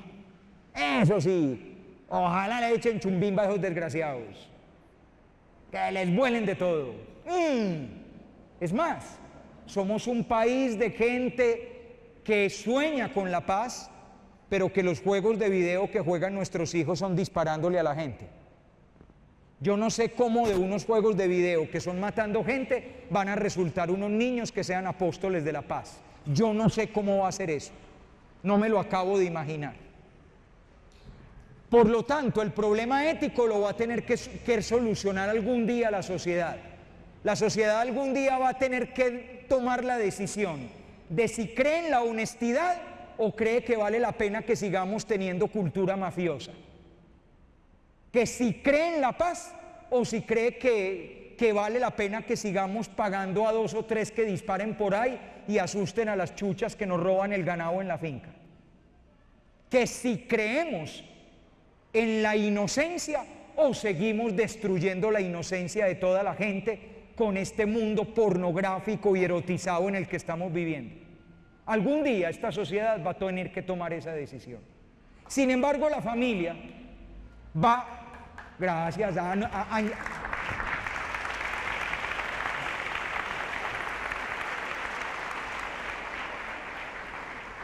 para que un poquito de ánimo, muchachos. La familia puede ayudar en lo siguiente: 5 cositas en las que puede ayudar la familia. Primera, anunciar y testimoniar unos valores auténticos. Más de una vez ustedes le van a tener que enseñar a su hijo o a su hija que aunque la sociedad te diga que esto es valor, no es valor. Lo que es valor es esto otro, que tu papá y yo, que tu mamá y yo, que te amamos, te estamos enseñando. Y aunque el mundo entero en fila india te diga que eso está muy bien, haznos caso a nosotros que te decimos que no, que lo que realmente está bien es esto. Aunque todo tu salón haga copia, tú nunca hagas copia. Aunque todos tus compañeros tengan que tomar trago en el Parque Lleras los fines de semana, tú no tienes que tomar trago en el Parque Lleras el fin de semana. Aunque todas tus compañeras ya se lo dieron al novio, tú no te tienes que entregar al novio. Tengamos el valor en la familia de enseñar valores y dejemos de estar escondidos debajo de la mesa muertos de miedo. Vale la pena que volvamos a decir qué es recto y qué no es recto, y que se caiga el mundo, maldita sea.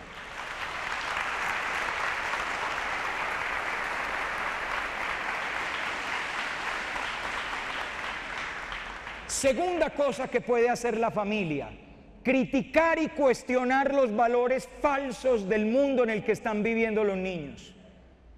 Yo les decía alguna vez en una conferencia a la gente que el mundo debe ser como los programas que hay después de las 9 de la noche. Son para ver en compañía de padres o adultos responsables. Este mundo es para vivirlo en compañía de padres o adultos responsables.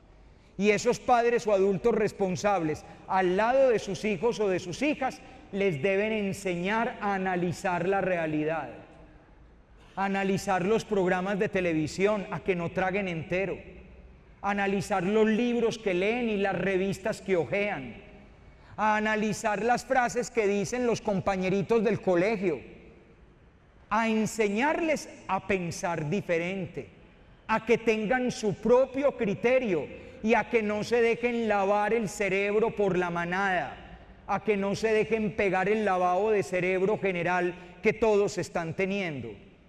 ¿A ustedes no les llama la atención una cosa muy impresionante?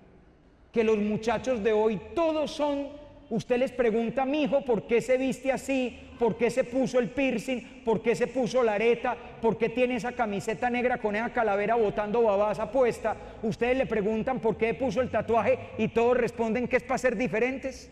¿Y todos los diferentes son iguales? Todos los diferentes caminan igual, les gusta la misma música, el mismo reggaetón, hablan de la misma manera, dicen las mismas palabras. ¿Qué marica? ¿Qué más de la vida, marica? Entonces, ¿qué marica? ¿Bien o qué marica? Hola, huevona, ¿cómo estás? Todos son idénticos y lo más lamentable es que todos creen ser diferentes. La boba que se pone el piercing en la nariz cree que es diferente, es igualita. Igualita a todas las demás que se pusieron el mismo piercing en el mismo sitio. El otro día estaba yo, pues no es por dármelas, ¿no? Estaba yo en Times Square, New York. Estaba caminando por Times Square en Nueva York y había un concierto ahí en Broadway y una fila impresionante de muchachos para entrar al concierto. Todos igualitos.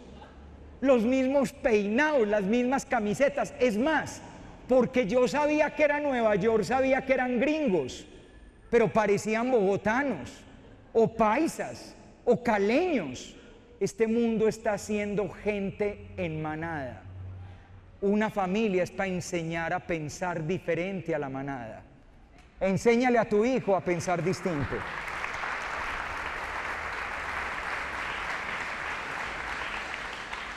Tercero, en esto de la ética, enseñar a tomar decisiones. La vida es tomar decisiones. Enséñale a tu hijo, a tu hija a tomar decisiones y enséñale que uno en una decisión se juega la vida, que por eso hay que pensarlas muy bien, que hasta la decisión más boba puede ser una decisión importante. Yo cuando les doy charlas a los muchachos siempre les suelo contar una anécdota impresionante de un niño que un día decidió no ir al colegio y se voló con unos amiguitos para un paseo. Iba en la parte de atrás de una LUB, tuvieron un accidente, salió disparado del platón, cayó contra el pecho, se le colapsaron los pulmones y murió. Antes de morir, cuando la mamá lo encontró agonizando en la clínica, en el hospital de Kennedy en Bogotá, mientras los médicos y enfermeras lloraban porque sabían que el niño no tenía salvación, con lo que le quedaba de vida, el niño le prometía a la mamá que nunca jamás lo iba a volver a hacer. Pero todos lloraban porque sabían que el niño que hacía esa promesa no podría cumplir la promesa. Tomó una mala decisión. Hay que enseñar a tomar decisiones. ¿Y saben cómo se enseña a tomar decisiones? Uno, enseñando a tomar decisiones. Y enseñando a tomar decisiones es ayudando a tu hijo a evaluar la decisión que tomó y las consecuencias que esa decisión trajo. Tú tomaste la decisión de hacer copia, te agarraron, pero además hiciste copia con tu mejor amigo, que también terminó agarrado. A los dos los enviaron sancionados para la casa, perdiste la materia. Analiza una mala decisión a todo lo que llevó. Como mínimo, si tú no hubieras hecho copia, al menos quizá tu amigo se hubiera salvado. Enséñenles a analizar las decisiones que toman. Pero lo otro, díganles, ustedes tienen que tomar decisiones por sus hijos, claro está. Y díganles por qué toman las decisiones que toman. Tal vez no lo entiendan, pero enséñenles. Vea, mi amor, tal vez no va a entender por qué yo tomé esta decisión. La tomé por esto y por esto. Usted en este momento va a estar muy bravito o muy bravita. Piénselo bien y verá que estas razones explican por qué, por su bien, vale la pena haber tomado esta decisión. Por eso, cuarto, denles la guía y orientación necesaria que necesitan a lo largo de una larga etapa de su vida. Los estamos soltando demasiado pronto. A mí me impresionó una vez que llevaron al colegio a un niño de 4 años. Les dimos a los padres de familia toda una charla sobre los valores del colegio, la misión, la visión, todo, las carretas y tal. Salieron felices. Y llega una parejita y me dice: padre, estamos dichosos, ya solo falta que Pipe tome la decisión. Hombre, Pipe no puede tomar la decisión de qué colegio va a estudiar, o es que le gustó la filosofía educativa del colegio, por Dios, o le pareció que el currículo es muy completo. Pipe se asomó y vio que la cancha es bonita. Pero es que tú, que eres papá, a lo mejor no estás buscando un colegio por la cancha, estás buscando un colegio por la calidad de la educación o por la calidad de los valores. Así que hay decisiones que tomamos nosotros que Pipe todavía no puede tomar. Y por último, el sentido necesario y elemental de los límites en el ejercicio de los gustos y de los derechos. Los niños de hoy están creciendo creyendo que no hay límites. No, muchachos, hay límites y de aquí para allá no se pasa. No tienen derecho a gritar todo lo que quieran gritar, así sean niños. No tienen derecho a coger todo lo que quieran coger, así sean niños. Hoy en día los pobres niños están acompañados por papás invisibles. Llevan un niño de visita a una casa, agarra todas las porcelanas, jala los manteles, mueve los floreros y en el mejor de los casos la mamá de pronto dice: cuidado, Sebas. Cuidado, Sebas, tráigase a Sebas para acá y eso no se agarra. Funcione, señora. A mí más de una vez me ha tocado en alguna misa preguntar: ¿el huerfanito tiene a alguien? Porque es que ya me va a tumbar el florero. Límites. Si hoy cuando es chiquito no aprende que esto no se puede agarrar, mañana cuando sea grande no va a aprender que a esta persona no se le puede dañar. Un límite bobo en la infancia es la posibilidad de entender los límites importantes en la adultez. Por último, la familia es un lugar para descubrir y crecer en la espiritualidad. La familia es el lugar fundamental de la espiritualidad. De hecho, el sentido de un Dios bondadoso, de un Padre misericordioso y de ser hijos amados de Dios es algo que se vive gracias a una experiencia familiar positiva. La gran piedad mariana que hay en América en gran medida procede del amor a las madres que hay en América. Y habría que decir que la dificultad que muchos tenemos de entender que Dios Padre sea amor es que mucha gente no tuvo la oportunidad de tener un papá que fuera amor. Y por eso se pegan de la mamá. ¿Qué hacer para que la familia sea un lugar de espiritualidad? Primero, ofrecer un testimonio de experiencia de Dios. Segundo, ofrecer un lugar para conocer algo en qué creer, algo que sostenga en la vida en los buenos momentos, pero sobre todo en los momentos malos. Cuando tu niño o tu niña te pregunta, papito, mamita, ¿tú por qué crees en Dios? Una de las respuestas bonitas es, porque de Él me agarro cuando ya de nada me puedo agarrar. Tercero, un lugar para aprender gestos religiosos que nos permitan compartir creencias con otros y vivir una fe no en la soledad, sino en la comunidad. Y por último, la posibilidad excepcional de descubrir a un Dios que no es solitario, sino que es familia, que es amor, que le dé sentido y profundidad a mi vida y que me haga sentir en los momentos incluso más duros de mi existencia que yo soy valioso, porque en lo más profundo de mi corazón hay una presencia que me ama infinitamente, mucho más incluso que mi propia familia.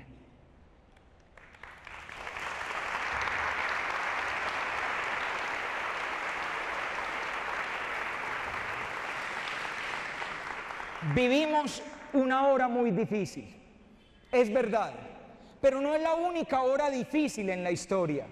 Repasen los libros de historia y verán que la historia de la humanidad está llena de horas difíciles.